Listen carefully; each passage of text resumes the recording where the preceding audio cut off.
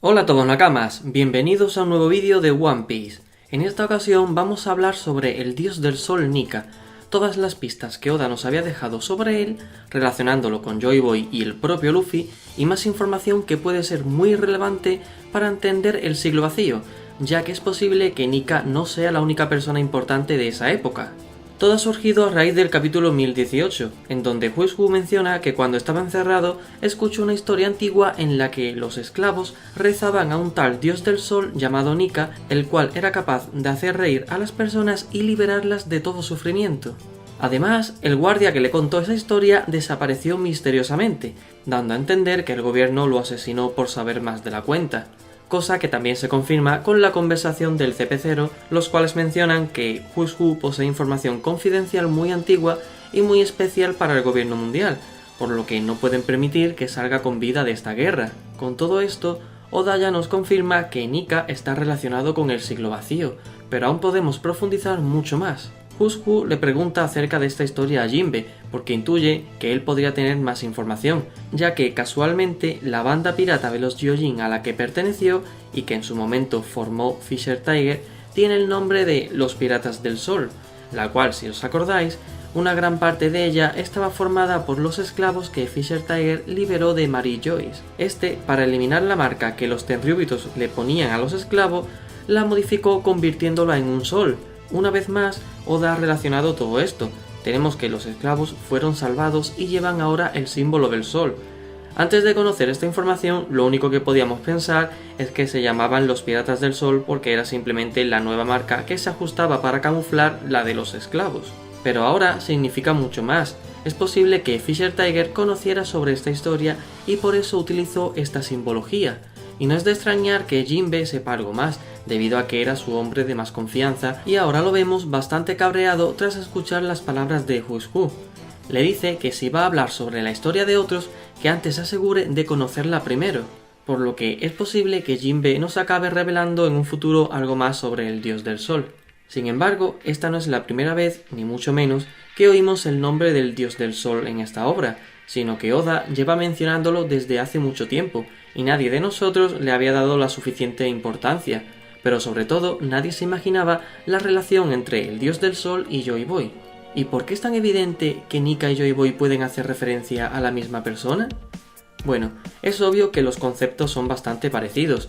Al final estamos viendo como la clave de todos los misterios de One Piece son las sonrisas. Joy Boy, el chico alegría, hizo reír con su tesoro y su historia a Gold Roger, el cual llamó a la propia isla Laugh Tale, es decir, cuento de risa. Los D parece que acaban su vida con una sonrisa en la cara, y ahora tenemos a un tal dios Nika que era capaz de hacer reír a todas las personas para liberarlas de su sufrimiento. La silueta con la que Oda dibuja a Nika recuerda mucho a una cultura o a una tribu antigua, como por ejemplo a los Sandians, aunque cabe mencionar que no se le ven las alas. Curiosamente, y esto no es para nada casualidad, está más que claro que es una referencia que Oda ha tomado para su historia, existen documentos que hablan sobre un tal Joy Boy en África Occidental, el cual siempre reía ante todos los problemas de la humanidad. Los solucionaba tocando un ritmo irresistible con su tambor. Quien oía la música de Joy Boy se veía en la necesidad de bailar y cantar hasta que sentía como su desesperación desaparecía. Una danza que mantenía a los humanos bailando hasta que caían al suelo. Esto último me recuerda por un lado a la canción del saque de Binks, cuando la tocaron los piratas Rumbar, los cuales fueron muriendo poco a poco pero vivieron su último momento con alegría. También es curioso que la imagen de este Joy Boy, por su postura, puede recordar a la silueta que Oda ha dibujado del dios Nika, aunque es muy probable que Oda ya nos hubiera dejado pistas sobre esta silueta en el propio Luffy, confirmándonos así la relación entre Nika, Joy Boy y Luffy, el cual se va a convertir en el nuevo Joy Boy, cosa en la que Kaido no cree, cuando dijo que Luffy era otro que fallaba en el intento de convertirse en Joy Boy. En definitiva, hay dos momentos en los que Oda dibuja a Luffy con una silueta muy parecida a la de Nika. Estos ocurren en el arco de Skypiea. Uno de ellos es una de las escenas favoritas de Oda de todo One Piece, ya que lo reveló el propio autor, y obviamente si es una de sus escenas favoritas tenía que esconder algún significado. Se trata de la escena del campamento del capítulo 253. La otra es la fiesta final de Skypiea, en la que todos están bailando y cantando. Es muy importante mencionar que el dios del sol está presente en la cultura de los Sandians, Aquí Oda ya nos había introducido este concepto, pero lo que más gracia me ha hecho de esta última escena es que justamente en la siguiente viñeta a la de la silueta de Luffy haciendo referencia al dios del sol, vemos otra de Luffy súper feliz gritando la palabra clave fiesta, y el capítulo acaba con el narrador diciendo que una guerra de 400 años había acabado con risas en ambos bandos. Ya os conté que para mí ese misterioso sueño que Luffy compartía con Roger era el de montar la fiesta más grande del mundo con todos, y hay muchas pistas sobre ello. Si tenéis curiosidad podéis ver esta teoría, os dejo el enlace en la descripción. Aún hay más datos que relacionan a Luffy con el dios del sol. Tenemos este dibujo de Luffy en el que Oda lo viste como un guerrero de una tribu al estilo Nika, y curiosamente en él hay un símbolo de un sol y la palabra paz. Como he dicho antes, Luffy siempre sonríe incluso cuando parece que va a llegar la hora de su muerte o cuando simplemente las cosas van muy mal. Y dos ejemplos recientes de ello lo tenemos en su pelea contra Katakuri. Una escena es en la que está hablando con Nami a través del espejo roto para decirle que todo estaba controlado, aunque en realidad Katakuri le estaba pegando una paliza. Y la otra es cuando Luffy se recompone del increíble ataque de Katakuri que lo hundió en el suelo. En estas dos escenas, Oda utiliza unas onomatopeyas que hacen referencia a que Luffy está sonriendo ampliamente. Y adivinad cómo se pronuncian los kanjis de estas onomatopeyas. Pues Nika. Podéis ponerlas en el traductor y veréis cómo las traduce como Nika. Pues efectivamente de ahí viene el nombre de Nika, de sonreír. Esto nos demuestra que Nika hace referencia a Joy Boy, solo que en cada cultura lo conocían por un nombre distinto. Estoy seguro que Nika ni siquiera era un dios, pero en alguna de estas culturas lo acabaron alabando por sus hazañas hasta el punto de ser considerado como un dios para ellos. Puede que creyesen que esta persona fuese la encarnación del dios de su cultura, en este caso el dios del sol. También me resulta muy curiosa esta escena en la que la chica Skypians le grita a Dios que salve a todas las personas, pero a quien tenemos salvándolas de verdad con su golpe final a Enel es Luffy. Y por otro lado, más gracioso aún, es que cuando le preguntaron a Oda sobre qué animal y flor asociaría con cada miembro de la peor generación, la flor que le dio a Luffy fue la flor del sol, o sea, el girasol. Varias culturas del mundo de One Piece creen en el dios del sol. Oda nos lo ha confirmado con los Sandians, sobre todo en el pasado de Nolan, pero también en Elbaf con el pasado de Big Mom. En todas estas escenas vemos como los guerreros de Elbaf en quien creen es en el dios del sol. Incluso tienen un festival que tiene como concepto el estar agradecidos con el sol.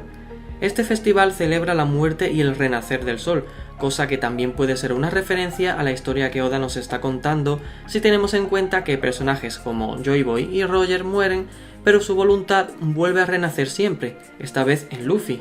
Y en el caso de Shandora, vemos como todos creen en el dios del sol y consideran que la serpiente Kashigami es la actual encarnación de dicho dios.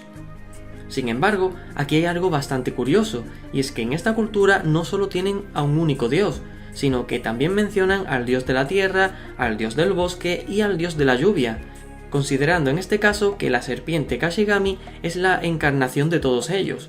Pero es importante destacar que en realidad son dioses distintos, ya que precisamente también tenemos información sobre el dios de la tierra en otra cultura. Se trata de Berth o Basu, que significa literalmente tierra. En este caso son los habitantes de Skypiea los que tienen estatuas que representan a este ídolo al que admiran. Es bastante interesante la forma en la que se nos presenta a Berth, ya que los Mugiwara miran la estatua extrañados y resulta ser Usopp el que dice que se trata de arte y que en estas cuestiones es él quien entiende del tema. Este les cuenta que se llama Berth y que es un objeto de eterna admiración para los habitantes del cielo. Es curioso, ya que esto indicaría que Usopp ya había leído o escuchado sobre este tema en el Mar Azul, por lo que la persona o dios que representa esta figura podría tener más importancia de la que creemos. Es muy probable que en un futuro tengamos más información sobre el origen de Berth, o sobre alguna otra cultura de One Piece que haya considerado a alguna persona como la encarnación del dios de la tierra, como ha ocurrido con Nika y el sol, y de esta forma sería la contraparte de este. Mucha gente ha relacionado la estatua de Berth con Im. No lo descarto, este podría ser dicha persona a la que consideraron como el dios de la tierra en el pasado. Sin embargo, aún nos quedan otros dos dioses, el de la lluvia, que representa el agua, y el del bosque, que representa a las plantas. Es curioso porque todos son elementos y recursos necesarios para vivir.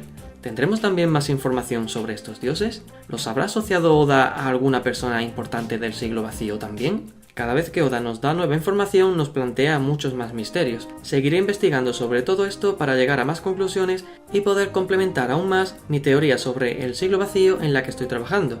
Y hasta aquí llega el vídeo, espero que os haya parecido interesante, y si es así no olvidéis de dar un like o comentar, ya que eso me ayuda a tener más visibilidad. Y nada más, un saludo y nos vemos pronto.